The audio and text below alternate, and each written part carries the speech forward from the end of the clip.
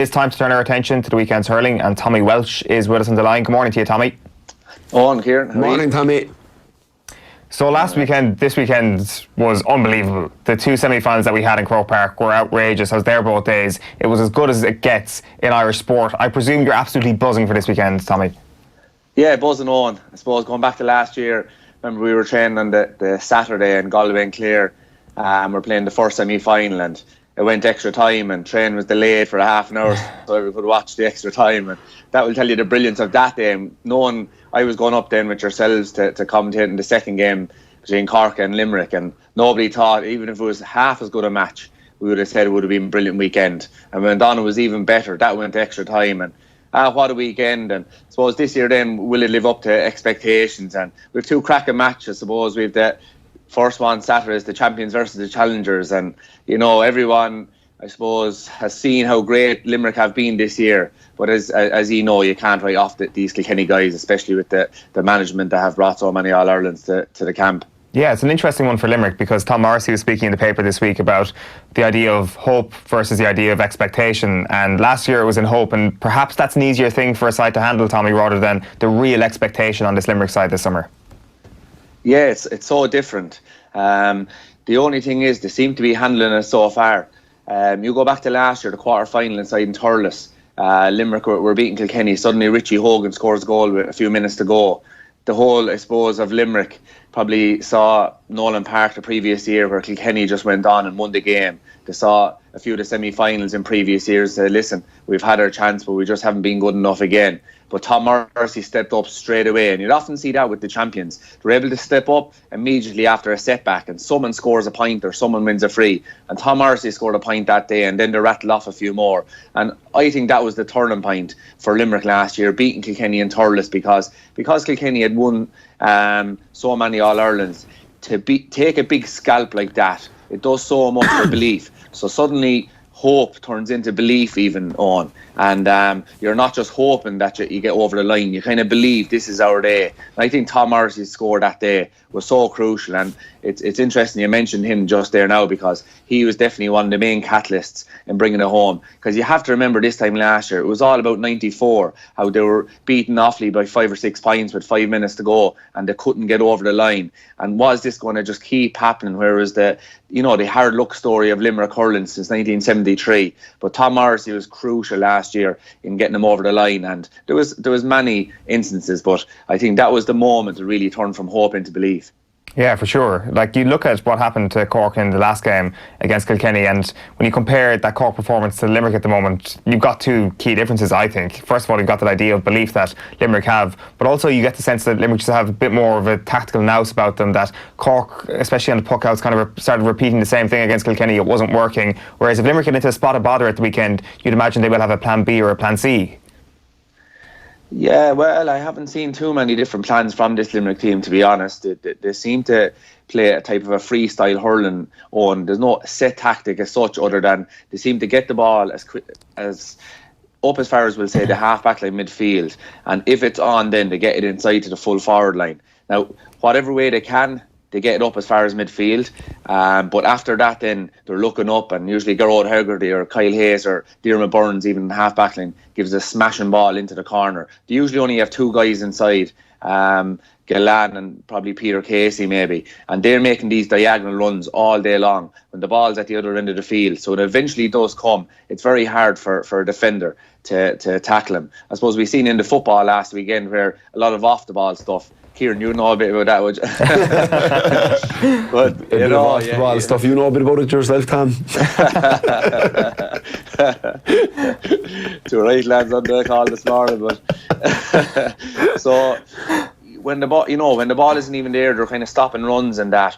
But very hard to do that to this Limerick full forward line, because there's so much space, and if you do it, there's only 2 guys inside, so the umpires will see it.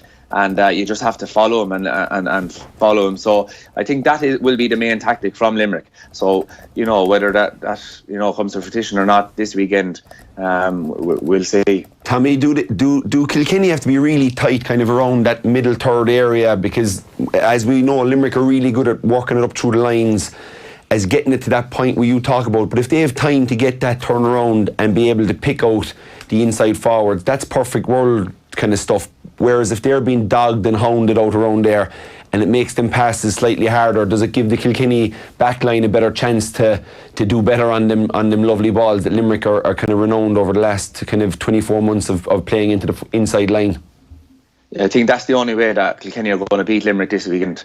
Like we go back to when I was hurling that time, like the ball, you could often have a great game, but it wasn't because of you, it was because the savagery of your forward line. Yeah. So when one of the full backs was coming out with the ball, or the corner backs coming out with the ball, Shefflin or Richie Power or Larkey were just hopping off him. So there'd barely a time to look up, they'd hit it, and you'd be free to win the ball. It's been none of your doing. It's been all of the forward lines, absolute savagery. So for Kilkenny, your old buddy Tomas O'Shea said it a few years ago, hammer the hammer.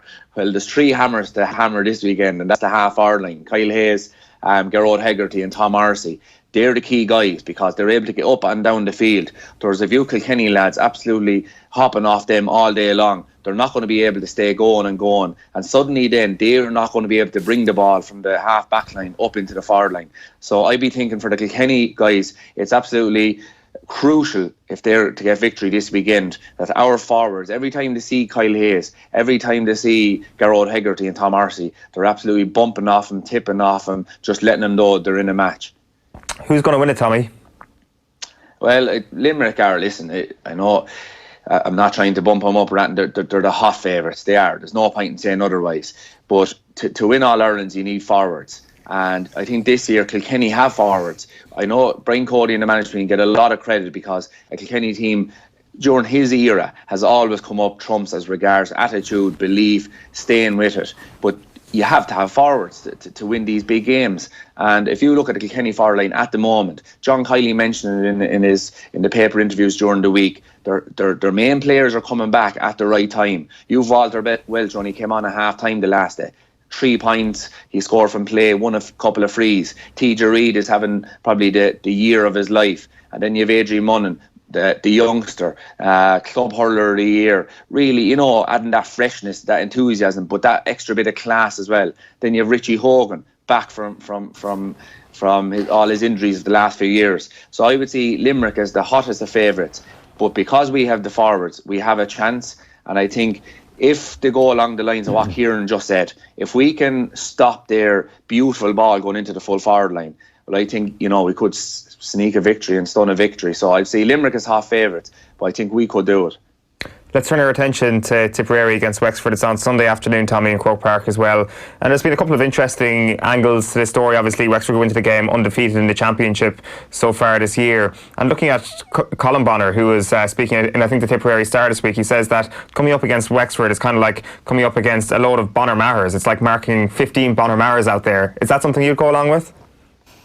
Yeah, well, because of the tactics they play, they're going to play with huge intensity because there's so many bodies back. They're all going to be just hitting. I presume what Colin Bonner was talking about, that was when one of his players gets the ball, there's 2 or 3 lads around him. That's going to happen with the tactics that Davy employs. He likes to bring guys back and then up they go and shoot from long distances. You go back to the Leinster final, I think they only missed 2 chances in the whole Leinster final.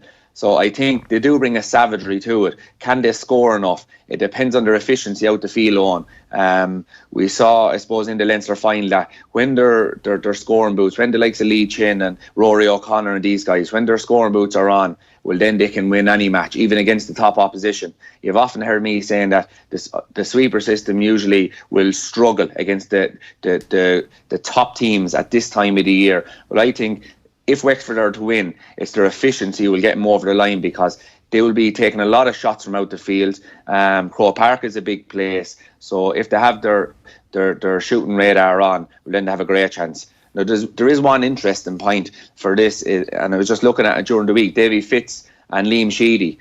Go back to 2008. Tipperary, it was Liam Sheedy's, I think, first year as manager of Tipperary. They were after beating Kilkenny in a league semi-final. I'm not sure who they beat to win the league final that year. They went on and won the Munster final. It was really Tipperary are back after kind of a few barren years since 0-1. And next minute they came up against this Waterford team who would be known for their class, their scoring, their forwards, their enthusiasm. but they really went physical versus that Tipperary team that day. And remember, as far as I can remember, it was kind of, they were bullying them around the field. And so will Liam Sheedy remember that? Because I'd say Davy will come with similar type tactics this weekend, because we all know the class of this Tipperary team. Do you think Davy Fitzgerald has been completely vindicated now this summer? Like, he still had his detractors at the start of this year, and like he's come out and said like things like the sweeper system is not negative, it just needs to be shown the way it operates. It's good for hurling, not bad. Do you think that everybody's opinion is on board with that now, or do you think that if one defeat happens upon this Wexford team this summer, it'll be kind of guns out and stuff like that, and people won't be too happy with this Wexford team? Yeah, well, no, listen, he's won a Leinster final at Wexford's first since 04. I tell you what Davy Fitz has done. Never mind the tactics. We can agree or disagree on his tactics. What he has brought to Wexford, there's no amount of coaching, there's no amount of anything could bring what he's after bringing to Wexford. They're after winning their first minor All-Irelands or minor Leinster final since I think it was 1985. They're winning underage. They're in the under 20 Leinster final. They're in the under 20 All-Ireland semi-final now again. What he has brought, like, I've often been down in Wexford through work, and that young lads out, what you're hearing about the Kilkenny, the Tipperary, the Cork lads, they're hurls out since they're 3-4 years of age, bringing it to mass, bringing it to school. The Kerry lads, Kieran, you're the same, brought up with footballs. You're walking to school or walking out to the shop, you're tipping a ball up with your foot. That's what's happening in Wexford at the moment, Owen, and Davy Fitz has been massive as regards that. And because of winning the Leinster final now, you can't beat winning things, because that just brings the confidence, and it brings a kind of yes, listen, we have done it. So no matter what happens at the end of the year, Davy Fitz's reign in Wexford has been absolutely a wonderful time. He's kind of like Tommy, like we would have had Paddy O'Shea go up and kind of rejuvenate other counties, and Mick O'Dwyer before him went up to Laois and Kildare and got them to places that they'd never been before, Paddy with Westmeath.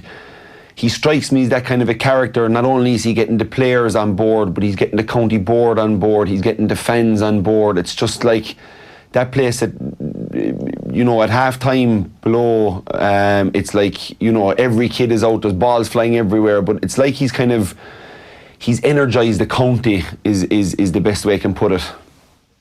Yes, and it's the only way to put it. He has energised the whole county, rejuvenated them. Now, you have to give fierce credit to Liam Dunn.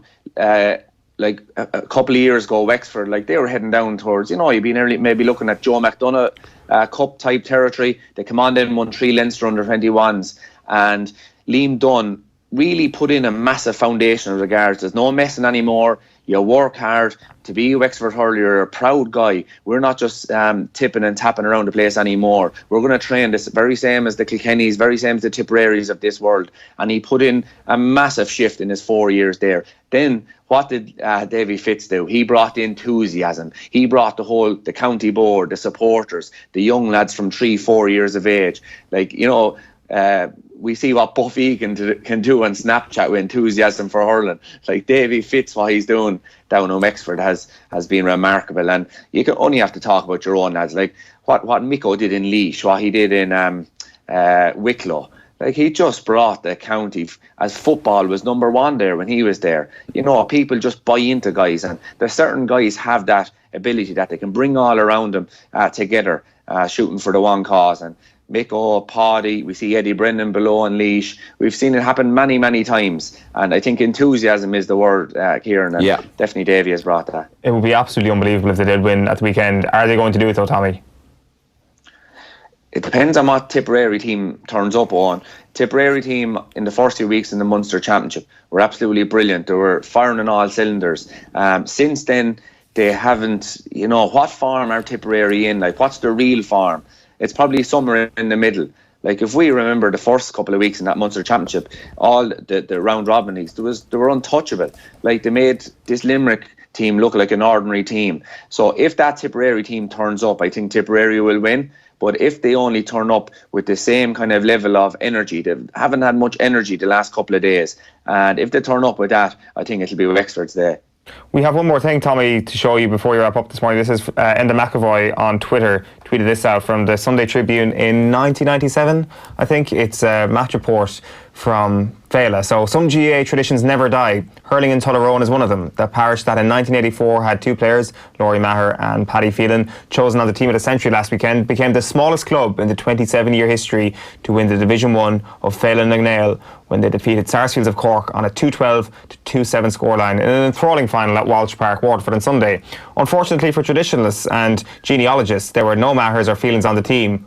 But Tullaroan, in the shape of fullback Tommy Walsh, did have a grandson of the late and legendary Paddy Grace, longtime secretary of the Kilkenny County Board. Like we said, some traditions never die. Was that where it all started, Tommy? Féile in 97? Yeah, that was probably my best day on a hurling field, really. All Ireland club champions under 14. Doesn't get any better than that. Never mind the 4 in a row, no. no. That was one of those days, like, you know, we were such a small club, and we drew with Kilmallock. Andrew O'Shaughnessy, we saw Baker Cage. Love the way he remembers all this. We got to Féile semi-final, I have no idea of the team. I remember the team that beat us. Sure, that's because he won so much. We didn't win a whole lot. But Shaughnessy was playing for Kilmallock, corner forward. He was only a small at the time. And we drew with Kilmallock. That time you played 3 games in the Féile to qualify through for the quarterfinals, for the A competition, we'll say. And we drew with them. So we did win our last match against Mount Sion, and Kilmallock were playing Pilltown, and it come down to scoring averages. But whatever way it worked at the time, Kilmallock played first. So we knew exactly how much we had to win by, and we had to win by 33 points in our last game to qualify. And Shane Hennessy was our full forward, a real star, like a real Henry Shefflin type player. He scored 11-4. we went through to the quarterfinals. And they're only, am I right in saying they're only 10 or 15 minute halves, Tommy? Like 11-4, like 15 minute half. That's all. Was he blocking the goalie's puck out? So what was going on? He played every year. He took his own puck out and out in Cotton then as well and put it in it. That's fantastic. So listen, there were the days. There were the days. You can chalk it down.